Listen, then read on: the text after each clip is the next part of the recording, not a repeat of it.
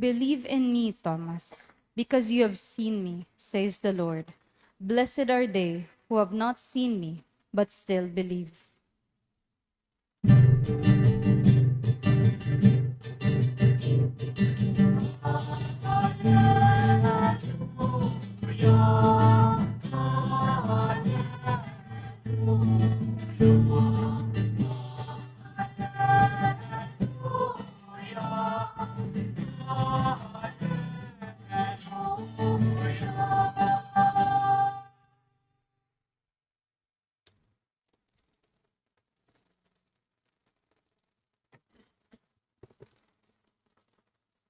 The Lord be with you.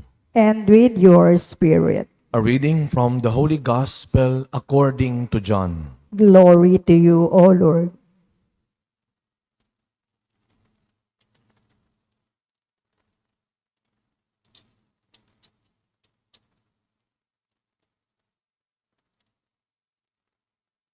On the evening of that first day of the week, when the doors were locked, where the disciples were, for fear of the Jews, Jesus came and stood in their midst and said to them, "Peace be with you." When he had said this, he showed them his hands and his side. The disciples rejoiced when they saw the Lord. Jesus said to them again, "Peace be with you. As the Father has sent me, so I send you." And when he had said this, he breathed on them and said to them, "Receive the Holy Spirit. Whose sins you forgive are forgiven them, and whose sins you retain are retained." Thomas, called Didymus, one of the 12, was not with them when Jesus came. So the other disciples said to him, "We have seen the Lord." But he said to them, "Unless I see the mark of the nails in his hands, and put my finger into the nail marks, and put my hand into his side, I will not believe." Now, a week later, his disciples were again inside, and Thomas was with them. Jesus came, although the doors were locked, and stood in their midst and said, "Peace be with you." Then he said to Thomas, "Put your finger here, and see my hands, and bring your hand and put it into my side. And do not be unbelieving, but believe." Thomas answered and said to him, "My Lord and my God." Jesus said to him, "Have you come to believe because you have seen me? Blessed are those who have not seen and have believed." Now Jesus did many other signs in the presence of his disciples that are not written in this book. But these are written that you may come to believe that Jesus is the Christ, the Son of God, and that through this belief you may have life in his name. My dear friends, the Gospel of the Lord. Praise to you, Lord Jesus Christ. Good morning po sa inyong lahat. Happy Easter! Batiin natin ang mga katabi natin ng Happy Easter. Palakpakan muli natin ang Panginoong Hesukristo na muling nabuhay para sa atin. We still continue to celebrate the gift of Easter, and let me remind you, hindi po ito 2-3 weeks lamang. Ilang linggo natin itong ipagdiriwang. Easter season is longer than the Lenten season. Easter days are more than the Holy Week. That is how important the Easter season is. Napakahalaga ho ng panahon ng Pasko ng muling pagkabuhay at dinagdagan pa ng Panginoon ang kagandahan, ang kadakilaan ng pagdiriwang ng panahon na ito. As mentioned, since the canonization of Sister, now Saint Faustina, in 2000, April 30, 2000. Every second Sunday of Easter, we celebrate the Divine Mercy Sunday. Saan po nagsimula iyan? Bago pa yung declaration, yung establishment ng Divine Mercy Sunday ni Saint Pope John Paul II noong 2000, noong pong nagpakita ang mahal na Panginoong Jesus kay Sister Faustina in 1930 sa Poland, nagbigay siya ng dalawang mahalagang instructions. Number 1, iguhit ang kanyang larawan. And number 2, ipagdiwang ang linggo ng dakilang awa. Yung dalawang iyon. And then only in 2000, from 1930 to 2000, Saint Pope John Paul II then declared that every second Sunday of Easter will be Divine Mercy Sunday. At alam niyo kung gaano kadakila at mabiyaya ang linggong ito? Isa sa mga pagpapakita ng Panginoon kay Sister Faustina, nangako siya na sino man ang magsisimba sa araw na ito, mangungumpisal at mangungumunyon, ay tatanggap ng kapatawaran mula sa kasalanan at kaparusahan. Anyone who will receive communion and go to confession will receive complete forgiveness of both sins and punishment. Pero, hindi natatapos po doon yun. Meron pang mahalagang paalala ang Panginoon kay Sister Faustina. Ang biyaya ng dakilang awa ay dapat laging sinasamahan ng mabuting ginagawa. Ano ang formula? Awa plus kawang gawa equals pagpapala. Awa plus kawang gawa equals biyaya. I am sure lahat naman tayo marunong pa ring maawa. Pakitanong nga po ang katabi ninyo, may awa ka pa ba? May awa ka pa ba? Ako, lahat tayo marunong pa ring maawa.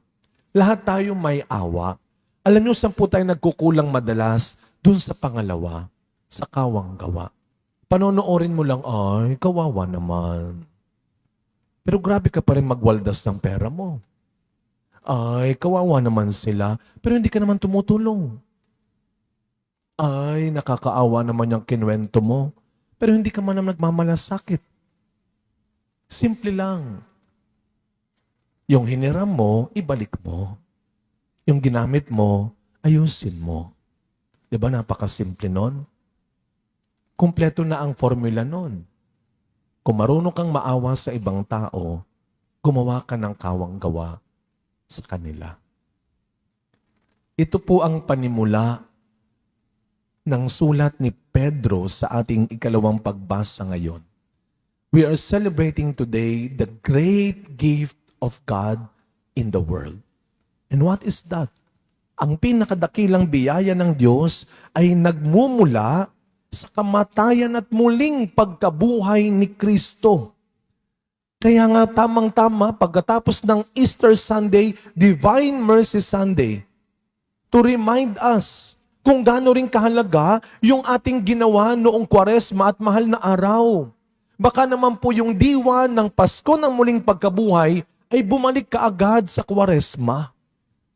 Where is the Easter faith in us?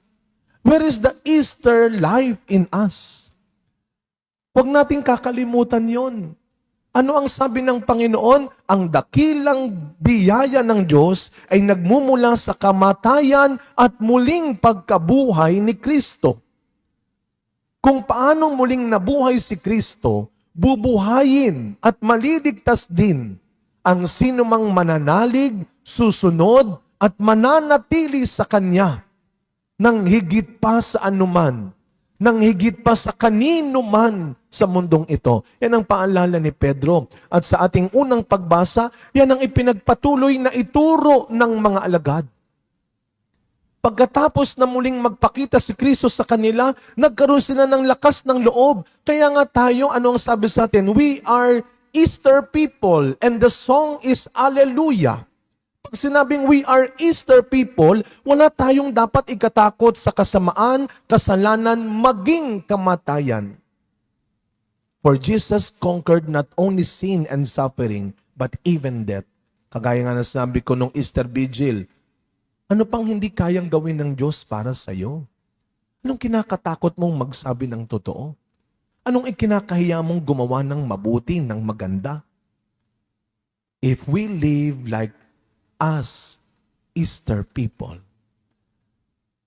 Ito ang ginawa ng mga alagad. Ito yung sinabi ng ating unang pagbasa. They continue preaching. They continue doing and serving like Jesus did. At yun ang imbitasyon sa atin. Ibinigay ng Diyos ang anak na si Jesus bilang tanda ng dakilang awa. Ibinigay naman ni Kristo ang kanyang sariling buhay bilang biyaya ng pag-asa. Kaya, sa Diyos lamang, laging magmumula ang tunay na biyaya ng awa at pag-asa. Pero mga kapatid, nakita niyo po ba, narinig niyo po ba yung balita tungkol dun sa 5 taong gulang na bata na ginilitan ng leeg at binugbog? Narinig niyo ba yung babaeng sa gitna ng tanghaling tapat ay hinold up? Yung lalaking hindi lang hinold up, pinatay pa? Narinig niyo ba yung higit 100 bombang ibinagsak sa Lebanon sa loob lamang ng 10 minuto? Narinig niyo po ba yung kwento tungkol sa mga bata, matatanda, na ninanakawan, niloloko, sinasamantala at pinagtutulungan? Paano mo hindi maiisip na wala silang awa? Paano ka hindi matatakot sa mga taong walang awa? Kawawa ang mga biktima ng mga walang awang, walang hiya. Yan ang mahirap tanggapin sa panahon ngayon. Paano hindi ka matatakot? Paano mo hindi mo maiisip na napakarami ng masama at walang hiyang sa mundo ngayon? Pero huwag tayong makakalimot kung babalikan natin ng ebanghelyo natin. Kahit na hindi kaagad naniwala si Tomas, nung si Kristo ay muling magpakita, nung si Kristo ay nagbalik sa kanyang mga alagad, kahit hindi siya kaagad naniwala, hindi siya tinanggihan, tinalikuran, at hinayaan ni Jesus. Kaya nung ginawa ng Panginoon, pagkatapos ng ilang araw, muli siyang bumalik at nagpakita sa kanila, lalo na kay Tomas. Hanggang hindi siya ulit naniniwala, hanggat hindi siya natututong manalig. Huwag tayong mawalan ng pag-asa at tiwala, may awa ang Diyos. Walang gulo, walang gera, walang paghihirap, walang problema ang hindi maaayos at matatapos ng Diyos. Kung paano ang ginawa niya kay Tomas, babalikan at babalikan tayo ng Diyos para tulungan at turuan na maging mabuti ulit. Na maging tama ulit. Sa anumang paraan, sa anumang panahon. Pero sana, wag natin sapitin ang mahirap at minsan masakit na paraan para lang matuto. Para lang maniwala.